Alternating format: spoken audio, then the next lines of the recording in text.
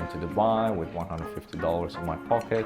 I didn't have even plan B, I said, no, I'm gonna make it work. There was a time when I was about to give up, and then I said, no, I'm a winner. And the next day I closed 2 deals. Everyone was complaining, I was just focused and, killing it. And I think if you don't take risks, you don't know what's the life there. Yeah. You'll live an average life. I didn't want average life. I think it was all about my mindset. I was very positive and I loved it. Our job's 80% is mindset, 20% is your skills.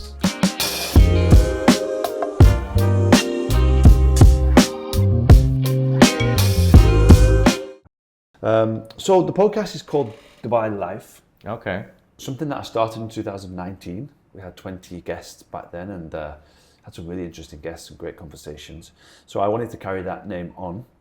And so part of, I guess, Dubai Life is getting to Dubai, and everyone's got a different journey, which I find really interesting. Okay. What was your journey like? How did it first come on your radar and how did this all happen initially? See, I was working back home in Azerbaijan in real estate. I started there, real estate journey. Before that, I was in hospitality because that's my background. So I started tourism and hotel management. And that's my specialty. That was my specialty first. But then I found interesting project. It's kind of, I would say, kind of Dubai Hills format project in Azerbaijan. So I worked there for developer. Yeah. And then I got an opportunity. There was I don't want to name the company. So they had basically the branch in Azerbaijan and also in Dubai. So they had basically position for Azerbaijani office and for Dubai office. And I went through the interview and I didn't want a sneaky thing. I never spoke about it actually. I applied, but nobody contacted me. And then what I did is I went to LinkedIn. On that time, it wasn't that popular either. But I went to LinkedIn, I found the HR of that company, the main guy, and I messaged him directly. I said, I applied, but nobody, contacted me. And here's I added my cover letter, blah, blah. And he liked it, And within like 2-3 hours, I got a call from HR. He said, someone from HR will contact you. And then later on, he told me like, I liked your approach. It was different. Yeah. And, back then, nobody thought about this kind of things because CV was very popular, right? So you send a CV and you wait. I said, no, I'm not gonna wait, And then I went through interviews. It was because of that experience that I had with this developer. So I got an opportunity to come here. And it was, I got selected I arrived here early 2016, like February. Mm-hmm. It's my 10th year in real estate. Wow, congrats. And that was with the developer initially? With a developer. I started with a developer. It must have been tough in 2016 to sell off plan. It was difficult. It was like not what it is today. Yeah. But it was a different kind of a product. We're mainly selling hotel apartments and hotel rooms. So it was a different concept. And I survived actually in that company. I was only 24. And they were hiring and firing every month, like this, I survived almost a year, and then I got an offer from another developer, and then eventually I moved to brokerage. So I have both experiences, developer and brokerage, and I love real estate, passion. Yeah, that's the key. Yeah. So you were working in the development, selling this kind of hotel, apartment, investment kind of product with other agents coming to you, or how did? No, actually, the concept, the interesting concept there was we were selling directly. It was a direct sales, and I was in the team of the direct sales. But they had a great strategy. So they had kiosks, like stands, everywhere. Across all Dubai, all the big malls and stuff, and they were just involving clients. There were people like promoters. They were just, come, go for a tour. It was kind of an investment tour. And then we were jumping in and pitching the product. And, it was a best school, to be honest. I learned a lot. And so it was fun. But then I found Property Finder. And then I saw the prices that we were selling are too high, you know. And then I realized, oh my God, there's so many other opportunities in the market. And from there on, so I started to, you know, discovering the market and, you know, changing, and eventually ended up in brokerage because I found that's the main game, you know. Yeah. You know that better than me. Yeah. Well, brokerage is the... It's good fun. And so when Yeah. you went into brokerage, what was your strategy like? How did you decide where to focus? I joined back then one of the largest actually companies. They had a lot of franchises, and they had a project, exclusive project. I went specifically for that project. It's called the Address JBR. So one of my first basically babies, I would say. Got it. And Okay. one of the most successful projects that I have done in terms of sales. So I joined specifically that team. I said I want to focus on this tower because it was off plan. And there was another company who were selling that project as well. There were only 2 exclusive agencies, and I nailed it. I really nailed it. So yeah, that was the thing. So I wanted to go there specifically for that project, and I just focused there. And then from there, of course, I was getting some clients that they were not interested in, for example, in that Address JBR. So I was converting them into like Blue Waters, beachfront. But for almost 2.5 years, I did mainly like waterfront, beachfront, off plan, even some secondary as well. It depends, you know. It was, you know, depending on the client request. But the main focus was the Address JBR. Nice, that was the turning point. Yeah. That was the start. It's amazing. It's impressive. Building. It's an amazing building, and it did really, really well.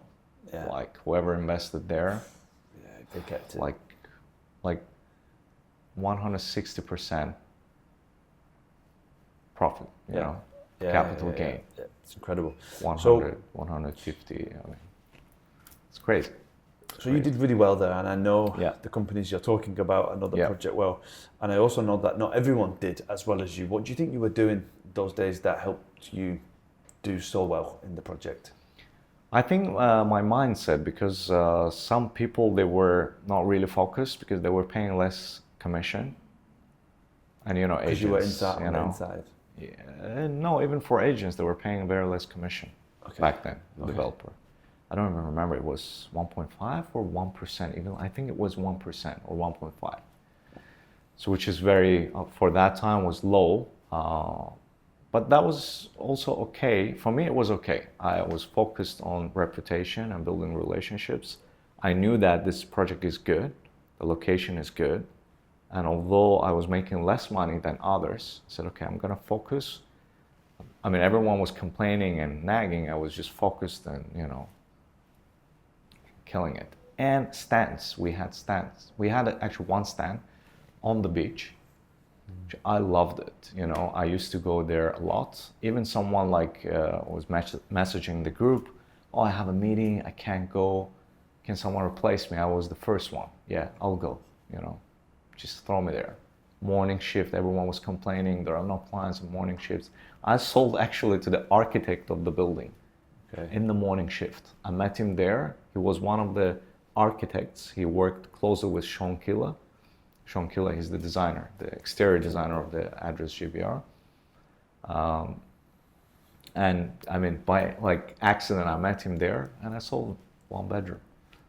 Everyone was shocked. Morning shift, like morning, afternoon. I think it was all about my mindset. Yeah. I was very positive and I loved it. I believed in the project. Everyone was talking negative or complaining about certain challenges, but I just, you know, I was not listening to anyone. It was positive, bam, bam, bam. And I became actually top performer of the company that I used to work for, entire branches for selling that project within 6-7 months. Every month I was selling like 4 or 5 like that. So it was crazy. Good Back times. Then it was This is not what, easy. 2019? No, we're 17, 2017, 18. Wow, yeah, those were tough times in Dubai. Yeah, for a lot of people.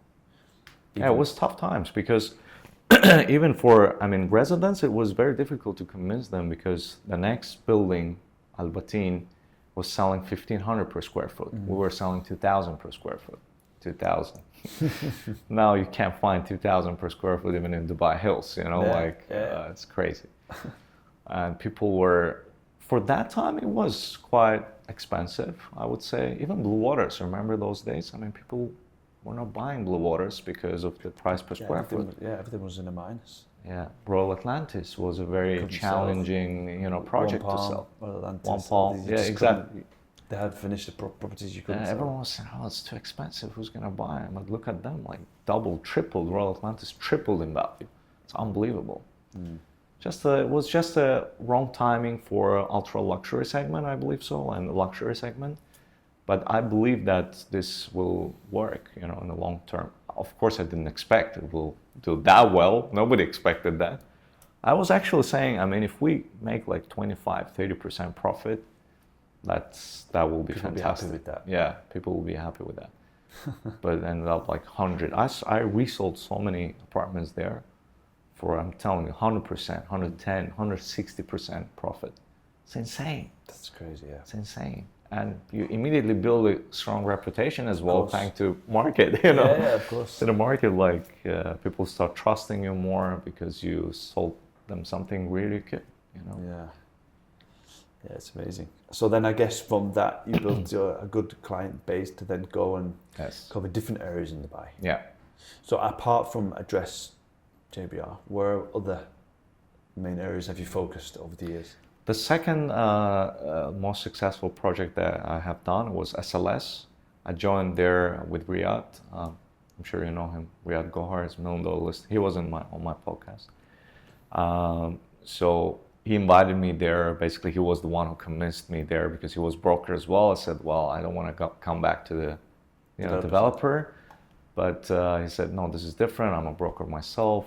Let's focus, think of this as like the next Address GBR because I was focused. So, okay, it makes sense. And we nailed it. So I think I sold probably around 80 units over there. Wow. So in the building. Yeah. Right. So SLS, that was the second successful project. And then I'm more kind of buyer's agent now than sellers, but I have listings. Whatever I sell, I manage myself. I rent if there is need for rent. I resell. I mainly do sales, but if there is a need, I manage myself. Especially for close clients, I do it myself. Because in that way you build even stronger relationships. Because I try to pass it on to some of my colleagues, team members, to manage it on my behalf because I didn't want to do rentals. But then that wasn't a good idea because they don't treat the client the way you treat them.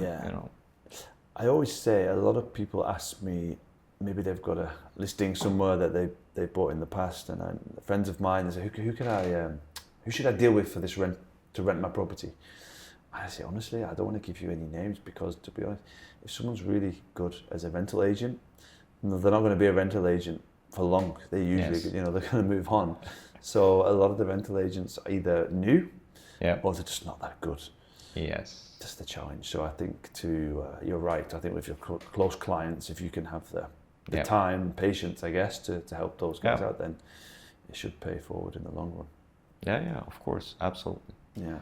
Absolutely. I always thought long term and it helped. At the beginning of my career, it was tough because I was very honest. Never lied. I never promised, oh, you will double your money, you will sell it within a couple of months with 30, 40%. I never mentioned the number. I was comparing, see, this project is selling at this price. If we reach here, you'll make this kind of, this is the market. If not, we'll wait on this and that. So I was building long-term relationships, and thank God, I always say, maybe I have less clients, but they're for life. Yeah, that's the key. It's a good mindset to have, and it's a mindset that a lot of people don't have, especially from my kind of background, coming in just straight into secondary. It's always that next deal mentality. Yeah. Just constantly working on the next deal, and that's just not building a business. That's just constantly looking for new business. Yeah. But the real advantage comes when you do what you do after a while, and you've got that, loyal base of clients that are just going to want to deal with you because they just know you're the guy to go to, and you can handle Exactly. everything. Yep, definitely the best strategy, I would say. Yeah. So then SLS, and then I guess from there you've kind of just. Yeah, I do. How do you pick everything. a good off-plan launch? What do you look at?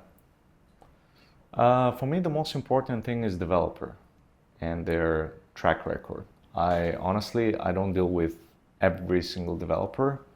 I mean, because of the content that I was creating and all the stuff, so many developers reached out. Some of them even was offering, paid campaigns. But if I don't like what they do, and this is my opinion, I mean, I know there are customers for every single, product, but I prefer to stick on reputable developers with a strong track record. Not only like government or semi-government, there are also some private developers that deliver, such as yourself, On time. for example. Yeah. Let's promote your Exactly. yours. Look So ourselves. I deal with, and honestly, it was because of you as well, and the people that I check also who is behind this project, right? So if the CEO and the visionary, the chairman, they're like, or partners, they're strong people. So yeah, I offer to my clients, but this is for me, it's the most important thing. Yeah. The name of the developer and their reputation, their track record. Got it. Then yes, the location and all the stuff. Got it. Okay. Yeah. What are you? Quality, Yeah, quality. What are you looking at right now in terms of opportunities in Dubai? Is there a specific type of property that you like, a certain location that you think is a good investment? What are you seeing right now as good opportunities in Dubai? Good question. I think the greatest opportunity right now, which nobody talks about it, it's off-plan resale. There's a lot of buyers, especially during like 2022, 2023, there were a lot of like panic buyers, I would say, from Russia, from Ukraine, unfortunately due to the, geopolitical situation. So people were just buying and like taking their money out. And now, if you look at the currency fluctuation, even, in Russia, so it goes up and down like a crypto market, like it's insane, like 30-40% difference. So it becomes very expensive for people. They bought for 1 million, so now they have to pay 1.4, for example, right? So 40%. So those people are liquidating. So they're selling, some of them are selling even with loss. Yes, there are still not, we haven't touched that level where we have distressed deals. We don't have distressed deals, but I'm hunting this kind of deals. And for the last, I would say 3-4 months, I found amazing opportunities for my investors. And I know that we'll make money on this because these people, they needed cash.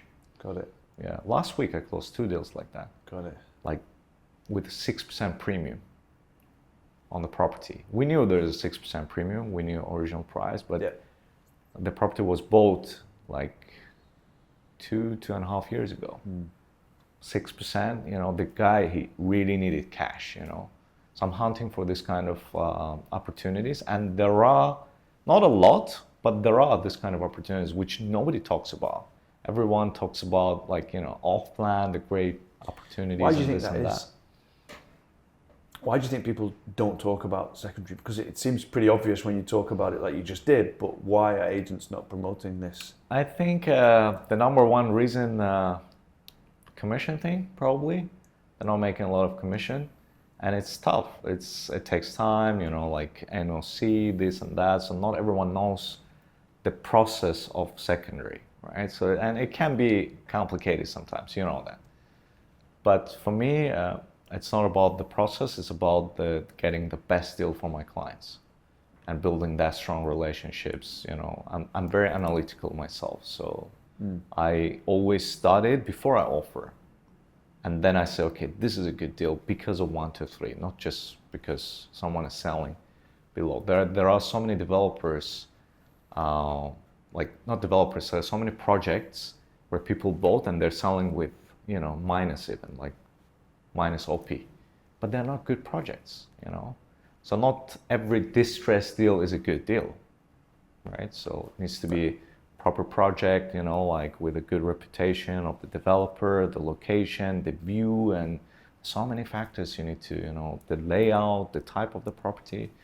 So I studied really, really well before I offer it. And I think the reason people don't talk about it because it's tough. That's number one. And second, it's less commission. And agents, they're commission driven, right? So yeah, for me, it's more about deals. Yeah, for sure. Yeah. I guess in a way, it's perhaps not as guaranteed. I think with an off-plan launch, you have the whole hype of the launch event. You then have the queues for the EOIs, and the clients can easily just get swept away with all of that. Yeah. Secondary market, you don't have any of that. So whilst there are some amazing deals, it's definitely, you've got to do the work rather than just relying on the work of the event and the launch and the hype. Yes. So it definitely requires more skill, I would say. Yeah, definitely. But there are interesting off-plan projects, upcoming projects. I think Dubai Island has good potential in the next. It's a long-term project, like 5 to 10 years, I would say, because the prices now and with the concept that they have, with the golf course and the beach, the mall, and so it basically ticks all the boxes in terms of investment, whether it's for end users or for for investors or for for tourists. They come and stay there on the short term. I think it has good potential. Expo City is my favorite, another project. Like not everyone talks about it. I believe in that project. It's backed by Sheikh Mohammed's vision, 2040, and they're creating this sustainable, the true sustainable city, like 15 minutes walk cities. It's there already, right? So, and infrastructure is ready. You just need to wait for the buildings to be completed. So they already spent like more than $5-6 billion. As to what usually happens. Usually they build the buildings, and then do that. Yeah.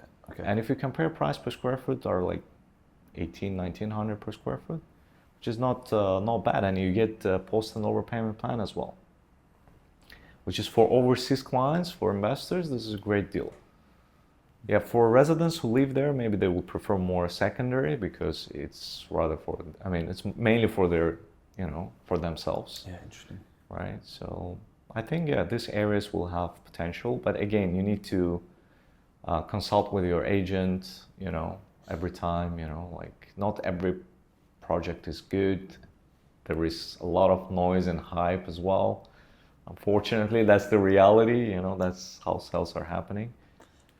Yeah. And there's so many uneducated, unprofessional, and unethical brokers. I will say it straightforward with my all due respect, right? So, unfortunately. Yeah. We know what's happening in the market. Yeah. Things have changed, certainly from 2016. Yeah. It is what it is, right? Yeah. Something that interests me a lot is social media. Yeah. Something that I started, in my mind, I was quite late, but I started 2017 making some content. Yeah. And people think that was early. For Dubai, it was early, but obviously you've really grown a great following and a great business, I would imagine, from social media. How did the idea come about? How did you first start with your brand? And look, actually, I remember you were one of the first. You and Dennis. There were two guys, who were doing content, and I really enjoyed your content a lot.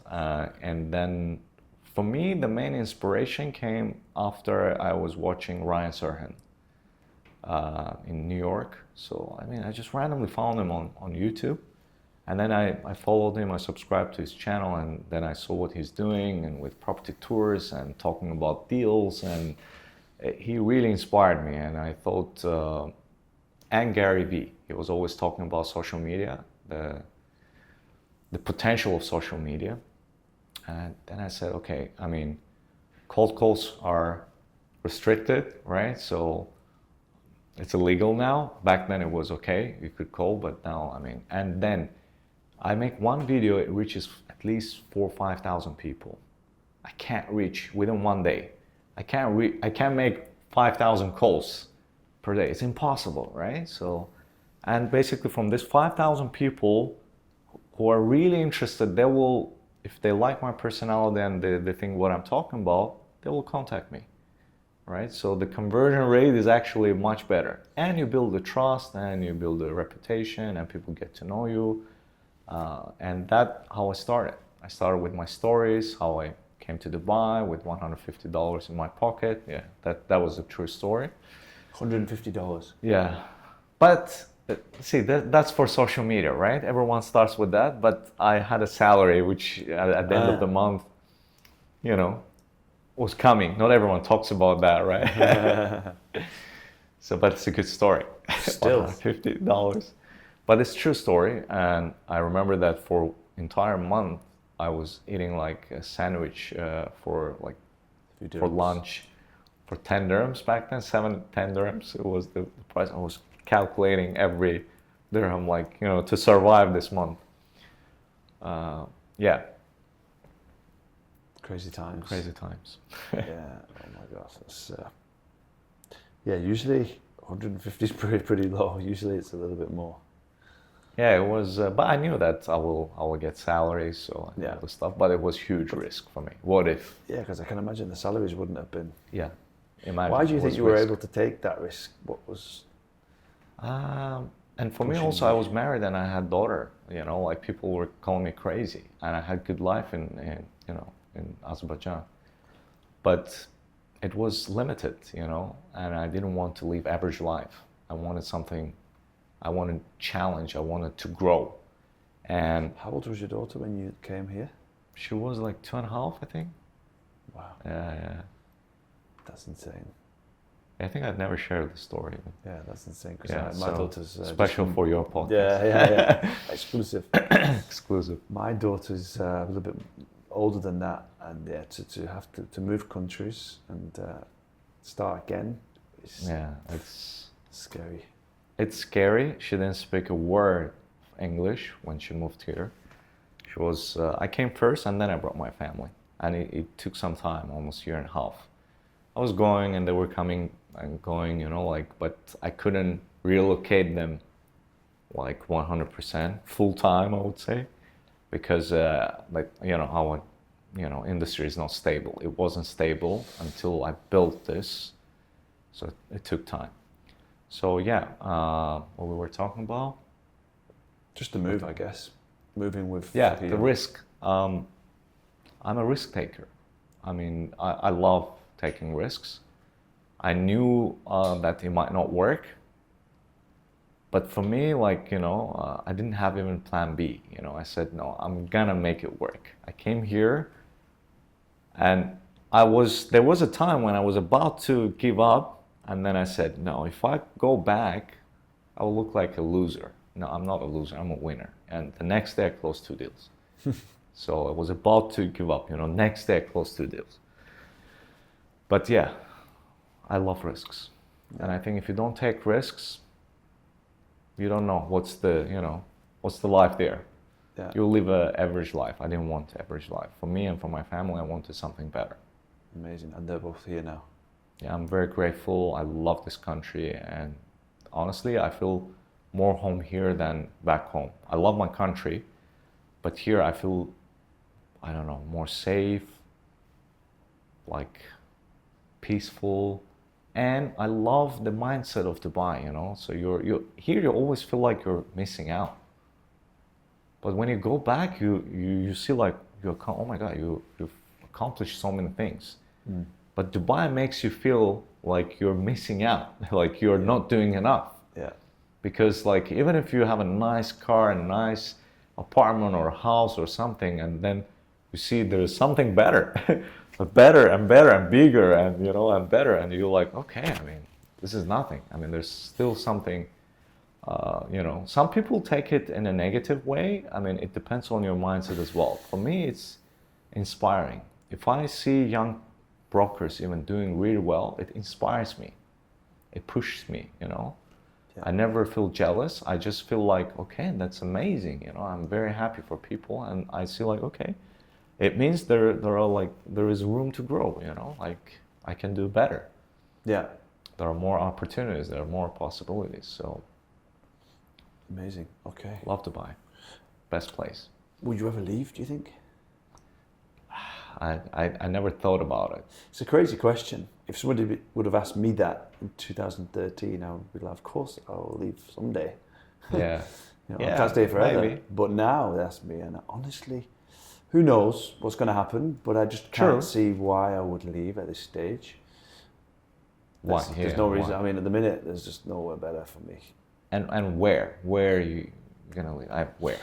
Tell me the place. I love like seeing the old big cities, London, New York, Paris. Yeah, I love love the London idea too. of it and the feeling you get when you're there. But then, just the opportunity and the life that we have here is just. It's just not comparable. Yeah. Yeah, I love London as well. I've been there actually December. Yeah. Whereabouts did you stay? I stayed in South Kensington. Oh, nice. Area. Yeah, I know. Beautiful, love it. So it was like 10 minutes away from Hyde Park. Whereabouts? Beautiful. Whereabouts? Which hotel? It was an Airbnb actually. I rented an apartment because with four, It's we're amazing. four. The big difference is with those areas. Yeah. The nice thing is that you can just walk out of your front door. Yeah. And then just explore, and you'll come across some amazing Exactly. coffee shops, bakeries, the people, the buzz on the street, the vibe. It's just amazing. That's what I really enjoy about these old cities. Yeah. Whereas Dubai, you do have to drive, but now Yeah. we were at dinner last night with a few friends, and we were talking about all of our favourite spots where we like to go for breakfast and lunch. Yeah. And there's just too much, and some of the times I've never heard of these places, and I look, and it just looks amazing. Yeah. Yeah. And when we first came, there'd be a couple of places that you'd go. Yeah. Mainly like chains, big chains. There was none of this real culture, and everything's here now. There's too much. People ask me when they're coming to Dubai, where's good to go? We want to experience lots of different things. And I'm like, look, honestly, I don't know you. And they end up telling me stuff because they've done the research and they're looking for different places to visit. So it's just unbelievable. Yeah. What a life. Yeah, I mean, Dubai, look, of course, I mean, I love traveling, and I've been traveling for the past 3-4 years. It's amazing, but everywhere you go, I mean, I don't know how about you, but I miss Dubai. Like, I can stay, even in London, I mean, I stayed, I think, for a week. It was a short trip, but even like 6th day, I was like, I love the city. It was perhaps impressed me the most in Europe. I've been to Germany, like France, Belgium, Netherlands, and all this, even Switzerland. But London is I've been in big cities in Europe, I mean, Paris and this and that, but London is the only city which gave me the feeling of the city. Like the buzz and it's amazing. It's completely different. I loved London, but the problem is I didn't feel safe. Yeah. Everyone, all friends, they were saying, "Oh, keep your phone always, in your pocket. Don't film. Look around because they can, steal."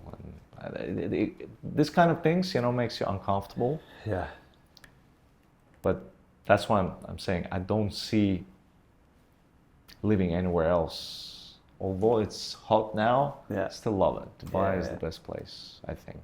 I don't see myself living here. For sure. Let's see. Let's see what the future holds. Yeah. Just quickly going back to when you first landed with $150, Yeah. which is absolutely nothing crazy. Risk Nothing. taker that you are. What would you tell yourself, knowing everything you know now? What would you tell yourself? What advice would you give yourself? Probably a good question. I would tell myself it's gonna be amazing, don't worry, because I was scared, man. First week I was like, I didn't know anyone in Dubai.